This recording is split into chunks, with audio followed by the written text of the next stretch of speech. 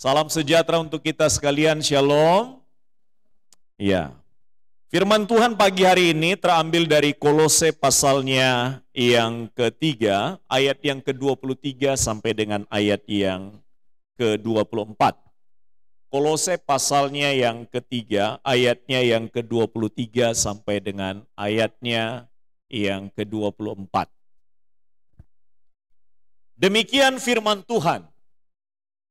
Apapun juga yang kamu perbuat, perbuatlah dengan segenap hatimu seperti untuk Tuhan dan bukan untuk manusia. Kamu tahu bahwa dari Tuhanlah kamu akan menerima bagian yang ditentukan bagimu sebagai upah. Kristus adalah Tuhan dan kamu hambanya. Amin. Bapak Ibu sekalian, tema untuk kita pada pagi hari ini, pekerjaan kita adalah ibadah kita. Pekerjaan kita adalah ibadah kita. Dan ibadah kita dapat berlangsung dalam pekerjaan kita. Kita akan membahas dua pokok dengan pertanyaan. Pertanyaan yang biasanya diajukan oleh orang lain, apa yang harus kita lakukan untuk menghasilkan sesuatu? Apa yang harus kita peroleh? Apa yang harus kita raih? Berarti orang dalam hidup itu berorientasi pada hasil. Tapi kekristenan bukan berbicara soal apa. Tapi yang kedua yaitu bagaimana kita memperolehnya. Itu jauh lebih penting daripada apa yang harus kita lakukan untuk menghasilkan sesuatu.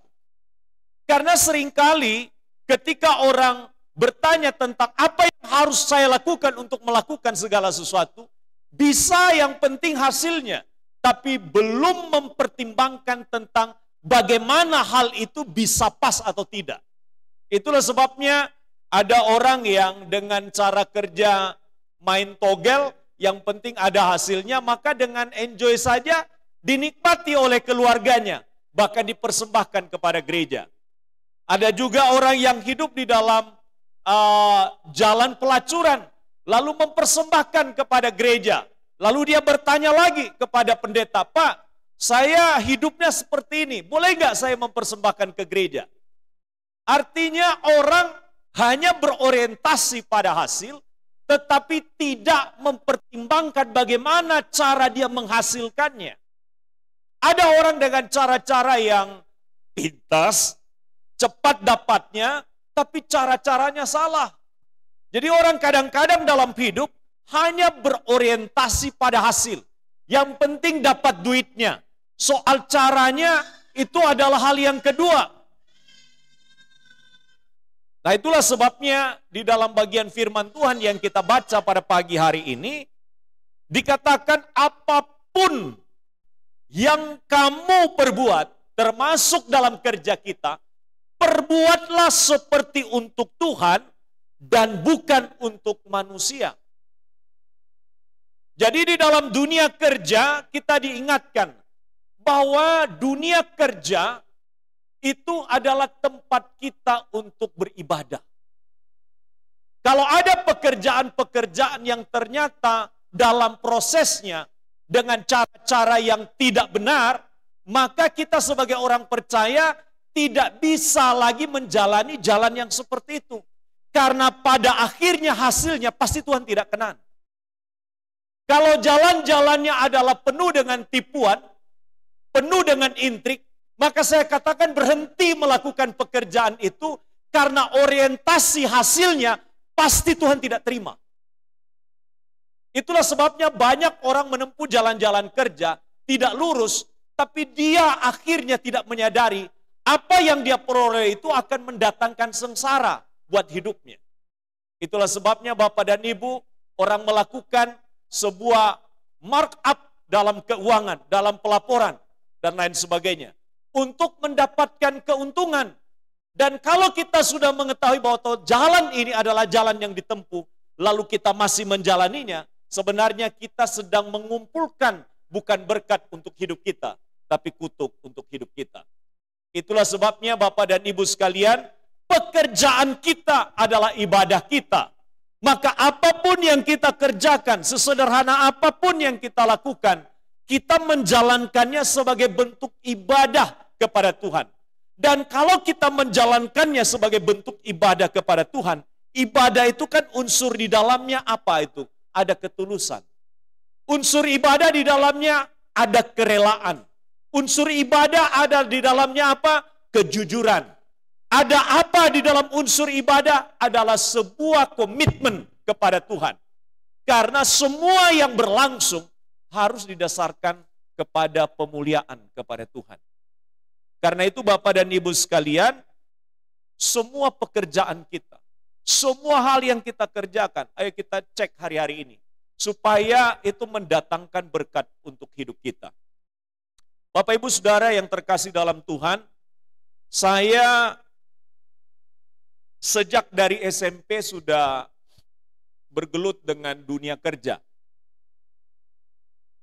Kebahagiaan seseorang bukan berapa banyak yang dihasilkan. Seharusnya di dalam Tuhan. Tapi bagaimana cara dia memperolehnya dengan benar. Karena cara yang benar itu mendatangkan nikmat pada waktu kita menerimanya. Amin.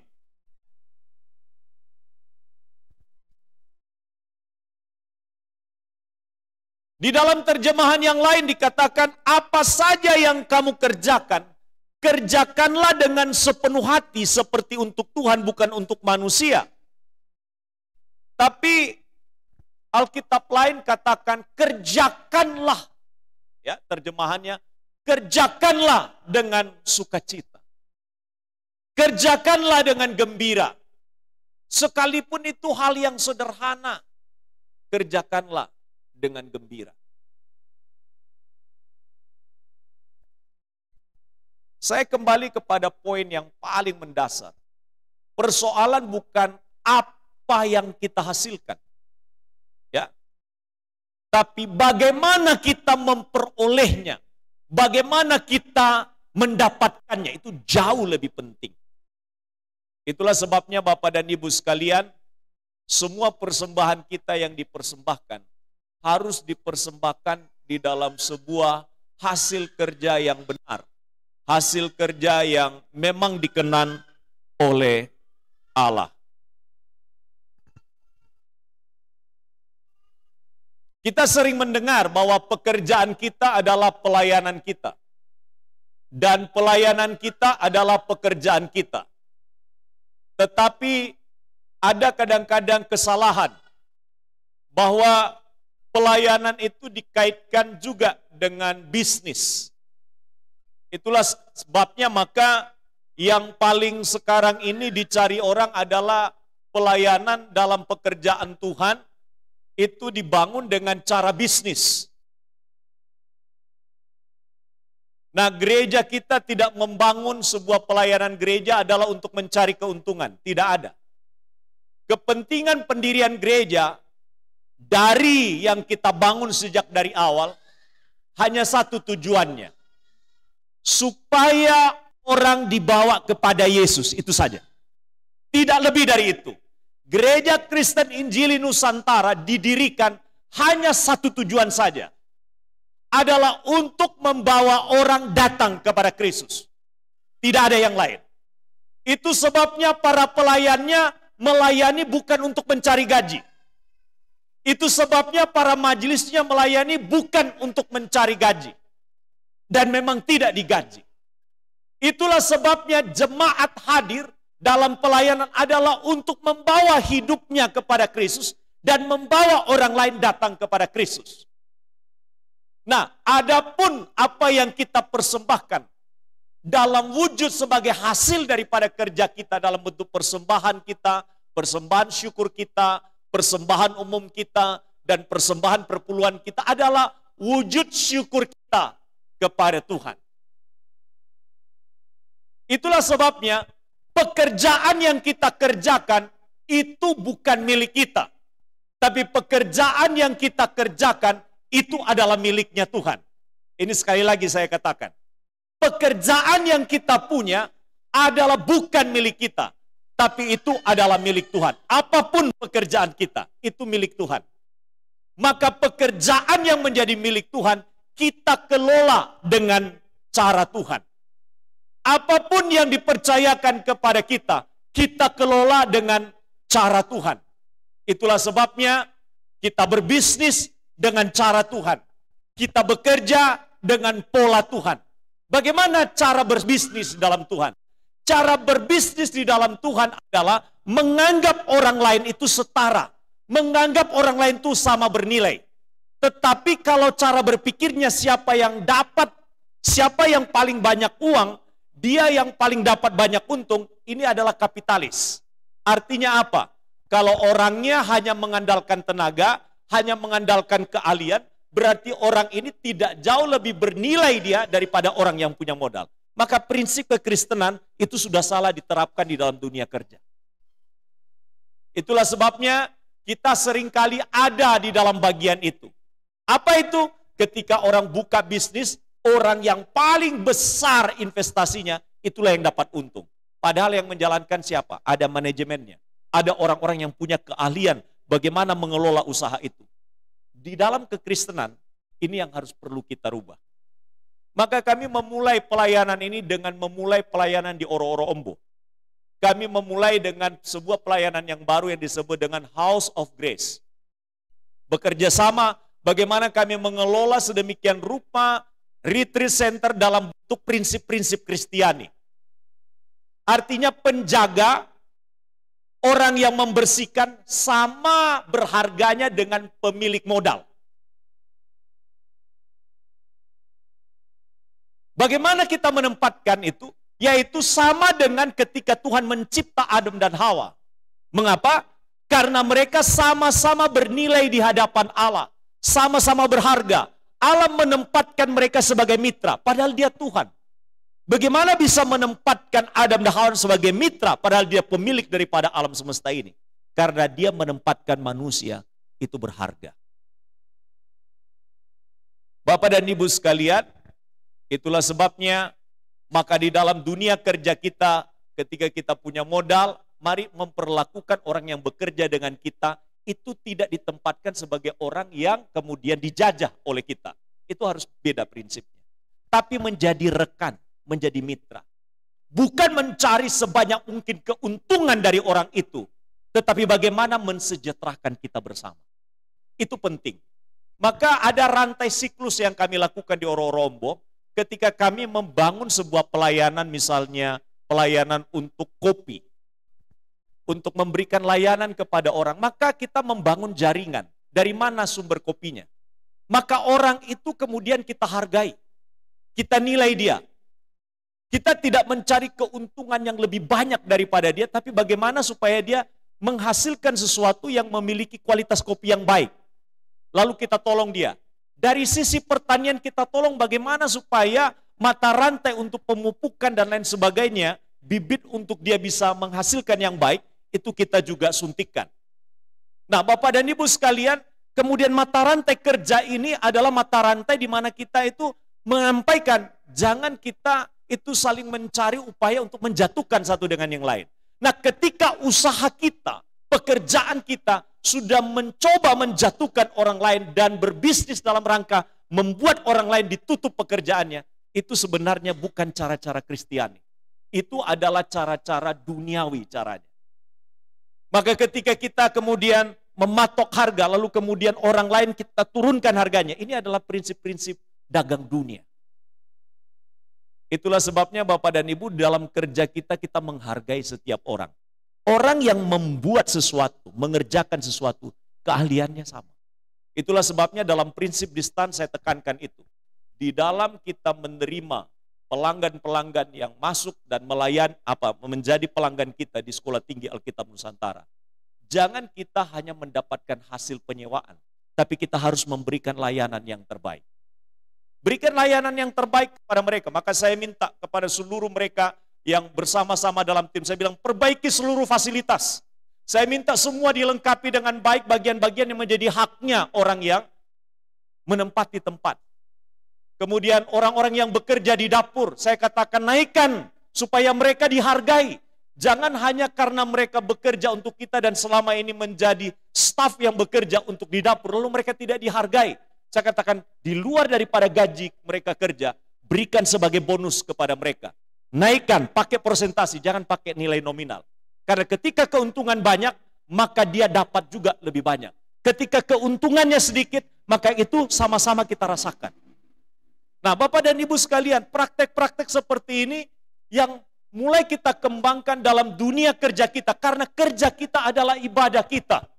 Itulah sebabnya sebenarnya bisnis bukan untuk membuat kita menjadi jauh lebih berhasil daripada orang lain. Tapi membuat keberhasilan bersama. Itu prinsip Kristiani. Orang lain sengsara, kitanya yang diuntungkan. Itu prinsipnya bukan prinsip ekonomi di dalam membangun kerja di dalam Tuhan. Orang lain menderita, kita mengeruk keuntungan dari dalamnya. Itu bukan prinsip di dalam kerjanya kekristenan. Maka saya katakan di dalam bagiannya, segala sesuatu yang kita lakukan seperti untuk Tuhan. Maka kemarin saya bersama dengan teman-teman tim mencoba mempraktekkan itu. Ya, mulai dari anak-anak yang bekerja menata tempat tidur, mereka yang bekerja menyuci, mereka yang bekerja untuk menyetrika, mereka yang bekerja di lapangan, itu diperlakukan sama mereka. Sama berharganya, sama bernilainya. Tapi siapa yang paling banyak porsi kerjanya mendapatkan nilai lebih. Tapi yang kerjanya sedikit juga mendapatkan bagian yang porsinya juga lebih sedikit. Tidak mungkin sama dibagi. Bapak dan Ibu sekalian, artinya begini. Prinsip pertama di dalam pekerjaan kita adalah sebuah ibadah kepada Tuhan. Yang pertama dulu, perlakuan kita kepada orang itu harus sama. Jangan karena dia adalah bawahan kita lalu kita merendahkan dia. Atau dapat berbuat apa saja terhadap dia. Itulah sebabnya penghargaan ini perlu ada kepada kita. Ingat, kata kuncinya adalah di bagian akhir dari ayat yang kita baca tadi. Apa itu yang dikatakan di sana? Dikatakan bahwa Yesus adalah Tuanmu dan kamu adalah hambanya. Kita bukan Tuan, kita adalah hamba. Selalu ingat bahwa posisi kita dimanapun, sekalipun kita pimpinan, sekalipun kita bos, sekalipun orang yang merintis sebuah pelayanan, kita bukan bos, kita adalah hamba. Hamba yang dipakai Tuhan untuk mensejahterakan orang lain yang bekerja bersama-sama dengan kita. Amin. Ini penting untuk kita sadari. Sebab kalau sampai kita memiliki posisi yang harusnya itu posisinya Tuhan, maka mulai ada sikap perlakuan merendahkan orang lain. Atau menganggap orang lain itu adalah kelas 2 dari kita. Itulah sebabnya dalam prinsip-prinsip dunia, kita akhirnya tidak mendapatkan damai dan sukacita dari apa yang kita hasilkan. Bapak dan Ibu sekalian, pekerjaan kita adalah ibadah kita kepada Tuhan. Apa artinya?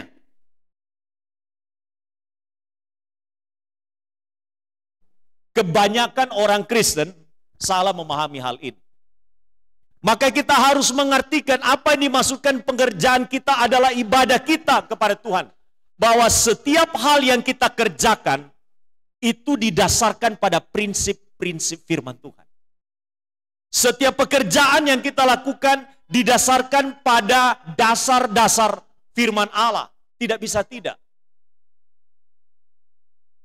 Maka orang Kristen tidak boleh melepaskan dirinya dari arahan firman Allah.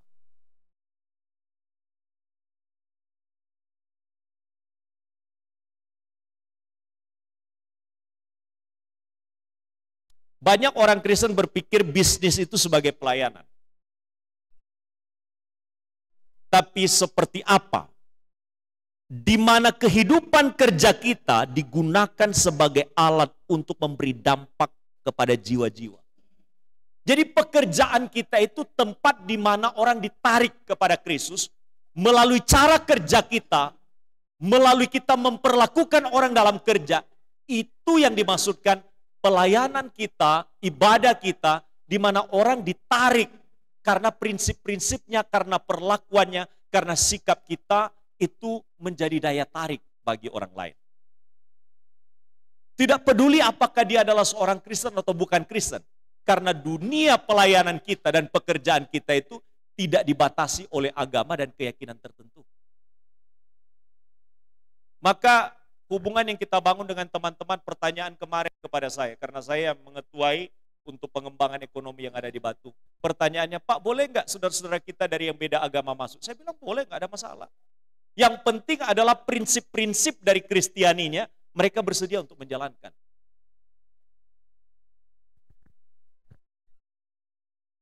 Bapak dan Ibu sekalian, ada orang yang berkata bahwa dengan bisnis saya bisa memberi untuk pekerjaan Tuhan supaya pelayanan misi bisa berjalan. Itu baik. Tidak ada yang salah dengan itu. Tidak ada yang salah dengan kita memberi di dalam gereja. Tidak ada yang salah. Tetapi apakah kita memberi sebagian dari penghasilan itu disamakan dengan bahwa kita beribadah?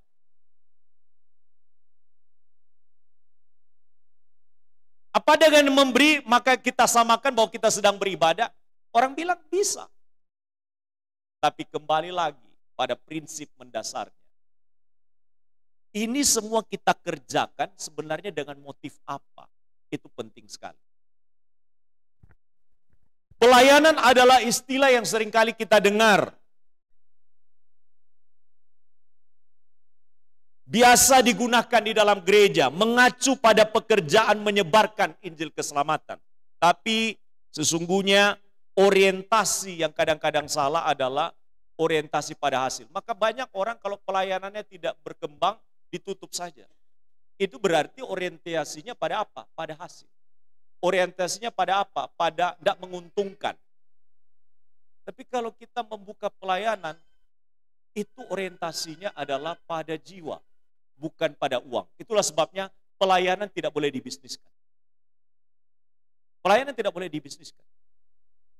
Apapun upaya pengembangan pelayanan gereja, itu harus dalam rangka supaya orang dibawa kepada Kristus. Maka orang sekarang ini berlomba-lomba buka gereja supaya dapat uang yang banyak. Gereja GKIN tidak membangun gereja untuk mengumpulkan uang. Bukan. Tapi untuk membawa orang untuk mengenal Kristus. Dengan uang, orang dapat dilayani, orang dapat difasilitasi untuk bisa mengenal Kristus. Ya.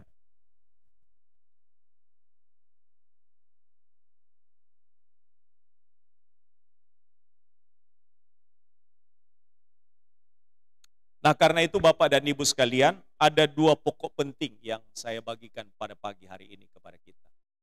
Silakan kita memberi jawab. Apakah selama ini kita bekerja hanya berorientasi pada hasil? Atau yang kedua, kita selama ini bekerja bukan berorientasi hanya pada hasil, tapi pada yang kedua, bagaimana caranya kita menghasilkan itu dengan cara yang benar. Kalau kita berpikir bagaimana saya bekerja untuk mencari sesuatu, untuk menghasilkan hal yang tepat dan benar, maka itu pasti akan mendatangkan berkat bagi kita. Walaupun kecil, tapi itu mendatangkan damai sejahtera bagi kita. Tapi kita menghasilkan hasil yang besar, tapi menempatkan pada orang lain sebagai korbannya, atau orang lain disusahkan karenanya dan kita diuntungkan karenanya, maka saya katakan lebih baik berhenti untuk mengerjakannya, karena itu tidak akan mendatangkan berkat atas kita, tapi hanya akan mendatangkan justru malah keadaan yang tidak lebih baik untuk hidup kita. Maka saya sampaikan kepada kita di kesimpulan saya yang terakhir, pekerjaan kita adalah ibadah kita. Apabila kita mengerjakan segala sesuatu itu dengan prinsip-prinsip kejujuran. Yang kedua adalah dengan prinsip-prinsip penghargaan. Dan yang ketiga, kita ingat bahwa kita adalah hanya hamba saja yang mengelola. Hanya hamba saja yang mengelola, yang dipercayakan oleh Tuhan kepada kita. Ya, itulah sebabnya di dalam Kejadian Allah menciptakan manusia, menempatkan manusia dalam pengelolaan yang dipercayakan oleh Tuhan. Manusia dipercayakan sebagai pengelola. Dan sebagai pengelola, maka manusia harus bertanggung jawab kepada Tuhan dalam kerjanya. Nah, sekali lagi, kita dalam kerja kita bukan sebagai pemilik, tapi kita adalah pengelola saja. Pekerjaan yang kita kerjakan itu bukan milik kita, tapi itu adalah milik Tuhan. Di mana kita bekerja, mari kita bekerja dan mengelolanya dengan baik. Supaya dari hasil kerja yang kita kelola itu, maka Tuhan dipermuliakan di dalamnya. Maka Tuhan disenangkan di dalamnya. Ya. Penghargaan kita kepada orang yang sama bekerja dengan kita harus sama dengan penghargaan Tuhan terhadap manusia. Menjadikan sebagai mitra. Jadi mari kita ubah sikap kita dan cara kita menempatkan orang dalam bekerja bersama-sama dengan kita, menempatkan mereka sebagai mitra yang sama-sama kita hargai, yang sama-sama kita tempatkan mereka sebagai orang-orang yang juga memiliki penghargaan yang sama dengan kita. Dan kita lebih baik melewati proses yang baik ya daripada mendapatkan dengan cara yang cepat. Seringkali orang itu kan kepengen hasil yang cepat tapi caranya yang tidak tepat. Tapi Tuhan mau kita berproses. Karena untuk menghasilkan sesuatu, ya dikatakan di dalam ayat yang kedua tadi di 24 adalah kamu akan mendapatkan upah. Upah itu adalah bagian daripada proses yang benar. Dan yang lebih utama adalah penilaian Tuhan terhadap kita itu sudah benar, sudah tepat.